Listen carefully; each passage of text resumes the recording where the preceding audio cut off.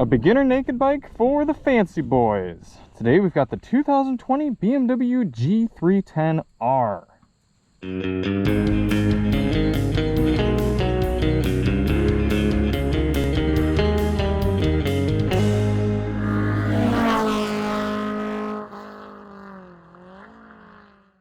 This bike belongs to one of my good friends, John. He actually has a main bike, his KTM 1290 Super Duke, kind of the complete other end of the spectrum of this bike in terms of performance.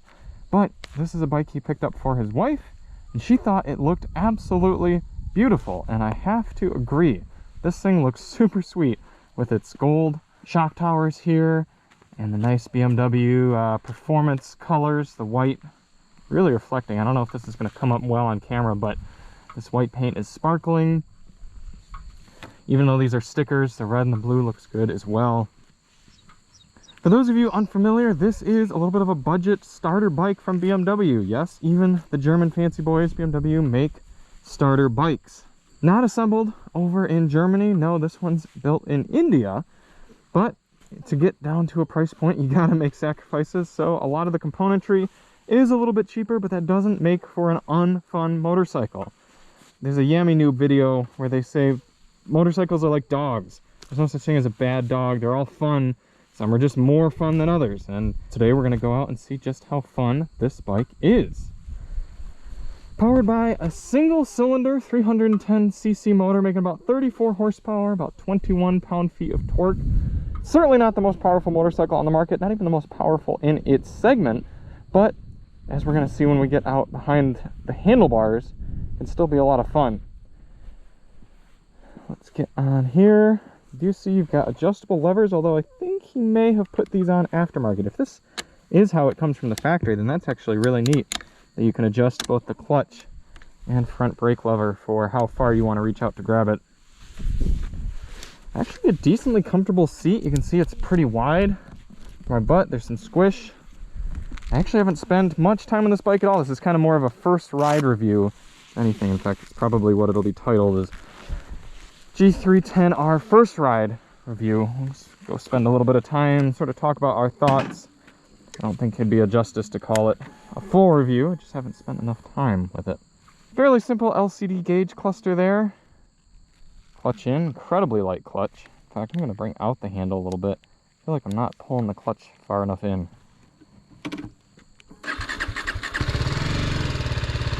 To life it comes. Idle's about 1500 RPM, so it's a little high. It's really happy to rev.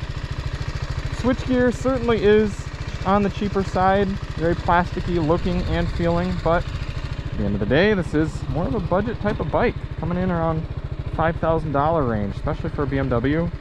You got ABS. You got to make some sacrifices. Every time I've ridden this bike so far, I have stalled it. So let's see if I can get it away. Sink in a little bit extra power, keep it from stalling.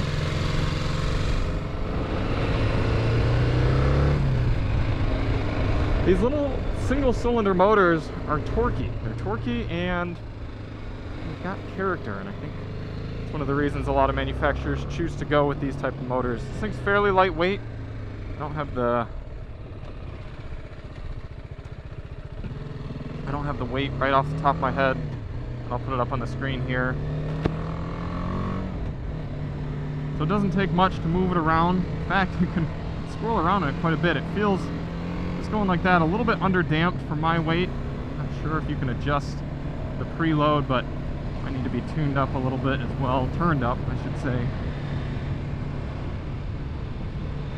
I like the seating position. I like the way my legs are actually kind of bent a little bit, and I'm up. And I'm up on the handlebars a little. And I'm also kind of hugging the tank. I know a lot of the KTM bikes, you sit like way over the thing. This, you're still kind of sitting down on and in the motorcycle and around this tank, but your arms are fully stretched, at least for myself, 5'10". I don't know what the length of my arms are, but I like the way you kind of lean on it. There's a little bit of weight on my shoulders and on my arms and wrists. But if I need to, I can sort of sit back, pick one arm off, but I really am stressed there. I can see shorter armed riders actually having a little bit of trouble with this. Maybe you can rotate the handlebars a little bit more up toward you. That might help. Naked bike, so of course not dealing with any factory wind protection, but it kind of adds to the experience. Makes you feel like you're going faster than you really are, which on a lower horsepower bike like this is important. Looks like we've got a 10,000 RPM red line. I suspect we are going to be taking full advantage of that one.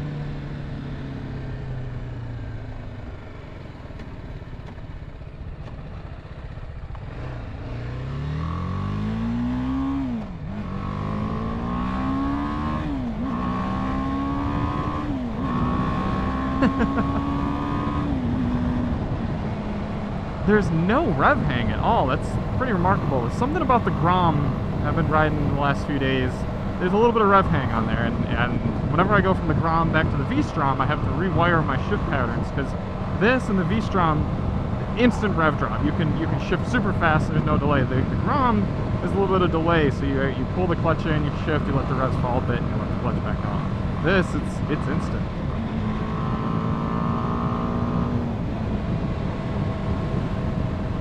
Cruising up here about 55 miles per hour. The wind is pushing me up a little bit, kind of taking some of the weight off of my wrist, so I can see the justification for having you a little down on your arms more at static speed. The mirrors don't really have any vibration, and well, I take it back. There is some vibration, but it doesn't really stop you from seeing what's behind you. And they're a pretty good spot too.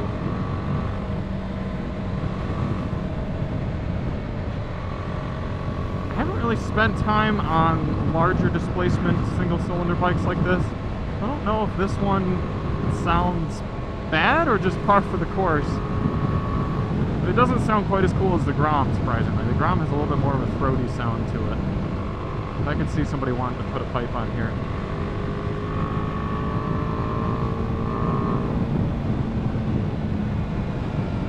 Not a whole bunch of twists and turns here in southeastern Michigan, so we got to kind of make do with what we've got.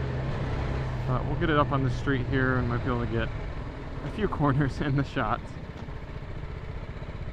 A lot of grab on the front pedal too. What? Why? Why did you let me go? You were stopped for 5 seconds.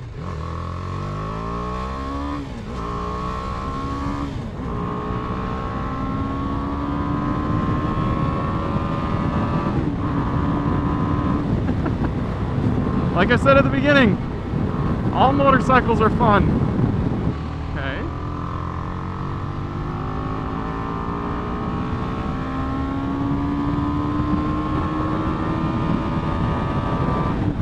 Oh, there's a shift light. That's cool.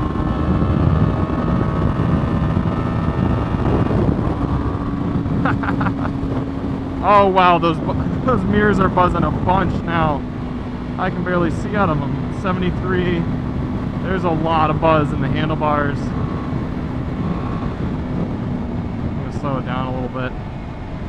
Now keep in mind, these are kind of first ride observations for someone having not really ridden a bike like this. I haven't spent a significant amount of time on a Duke 390 or a Husky 401 or the Kawasaki Ninja 400 or Z400 or anything. These smaller, lighter weight bikes, they're fairly new to me.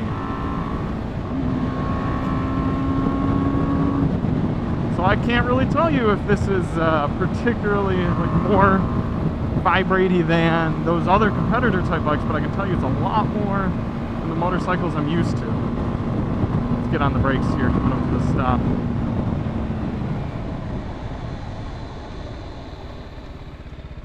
So you do really have to lean into that brake handle, but I mean, it brings you to a stop. I don't know. At the end of the day, a bike like this is kind of the most you can ask for, right? Did the bike stop me?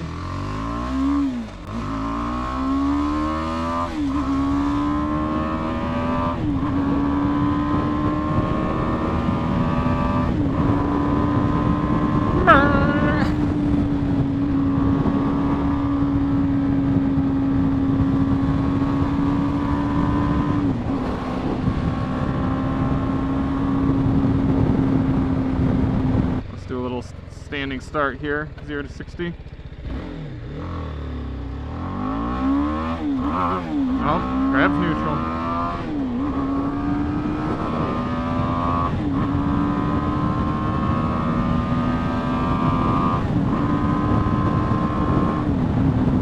It is important to tailor the motorcycle that you put money on to the type of riding you're most commonly going to be doing with it. That sounds fairly obvious, but I don't think a lot of people do. I don't think a lot of people think, I should say I don't think everybody does. I don't think people think, okay, I live out here in Michigan, I don't really have many twisty corners, maybe something described as a scalpel, something from KTM like that, maybe a little lightweight bike like that's not gonna be too much fun for me because I'm always gonna be stuck on long, straighter roads like this.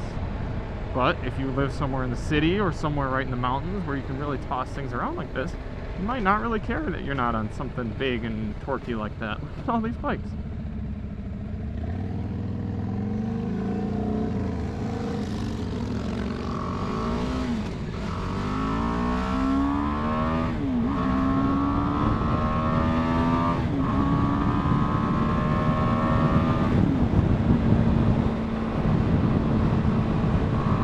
I think both of those bikes back there would be better choices for cruising straight Michigan roads like this. But I can really see how this bike would be a lot of fun. If I had a little bit more time with it, I would take it up into the city and kind of toss around. I can see it being more of an appropriate bike for that sort of situation.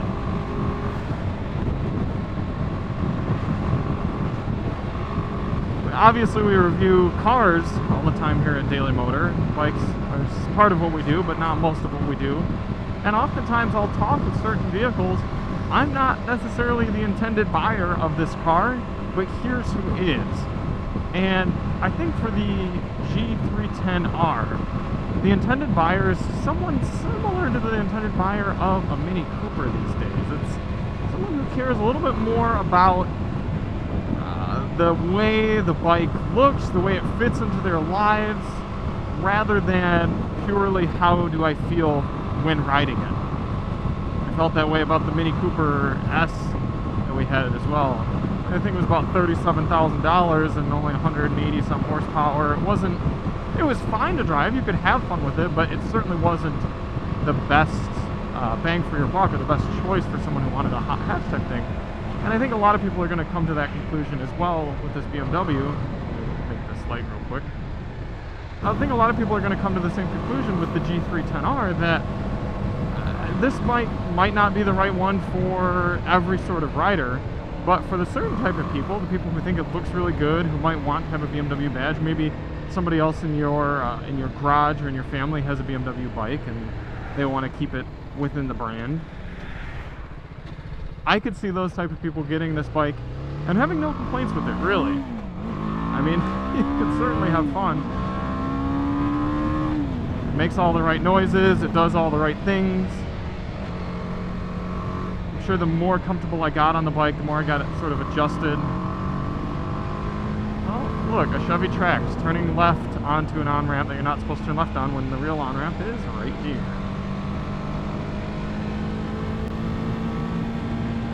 The bike onto the highway. Let's see if you can do highway commuting with the G310R.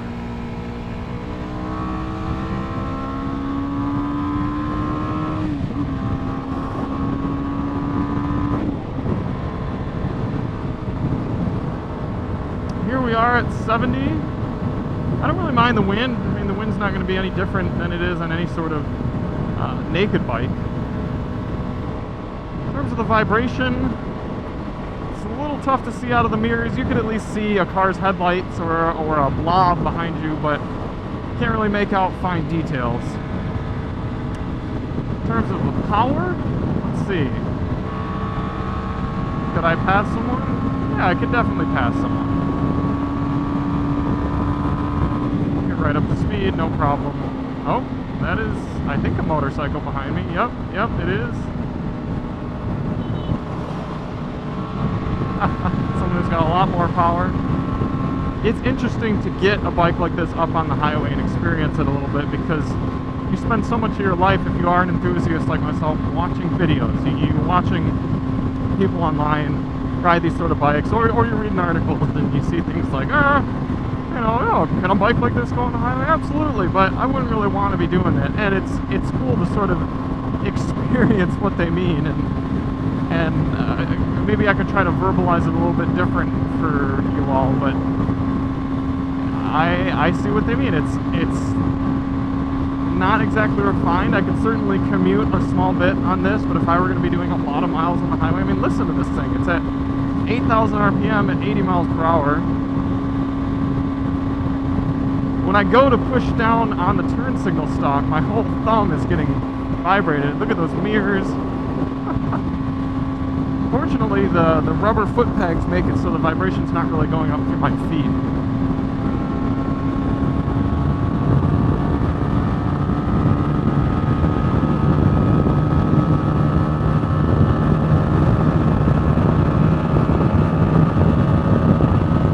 There's 93. So yeah, it's not the power that's the issue, it's the fact that the engine is buzzing so much in order to do that. That's kind of the killer for higher highway speeds with this thing. I even think you could get used to the wind. I mean, the wind's going to be a factor with any naked bike. Alright, getting over a few more bumps. The suspension is firm. Firm, or just maybe simple. I do love how quickly it revs up. Already getting back into the city type driving. It's so much more fun. The fun factor of the bike goes up so much more when it's more in its element like this. And that's what I meant earlier, is you need to tailor your machine, your tool, if you will, to the task at hand, at least to an extent. It's just like, this thing can do the highway, but if you're going to be spending time primarily on the highway, don't get it for that. It's just, you're not going to have a good time. Woo! Slid out a little bit there. Not the most grip on the side of these tires. I do really like the seating position for doing the slower speed riding though. I like kind of being a little bit more aggressive.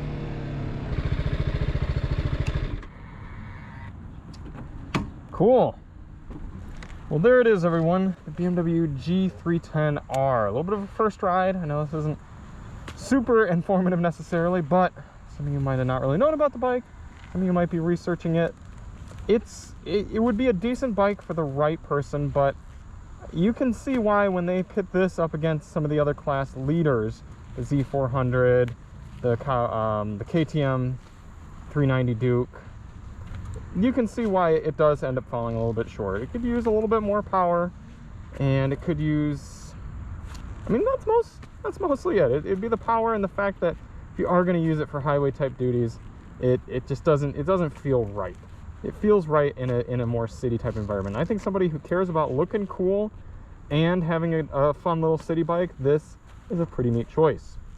Thank you all so much for watching. Thanks to John for letting me take the bike out a little bit. This bike is for sale, so if you are interested in buying it, hit me up. Hit us up at admin@thedailymotor.com. We can get you in contact. We'll put a playlist to all our other bike content in the description, and we'll see you on the next one. I'm Charlie from Daily Motor, and as always, drive on.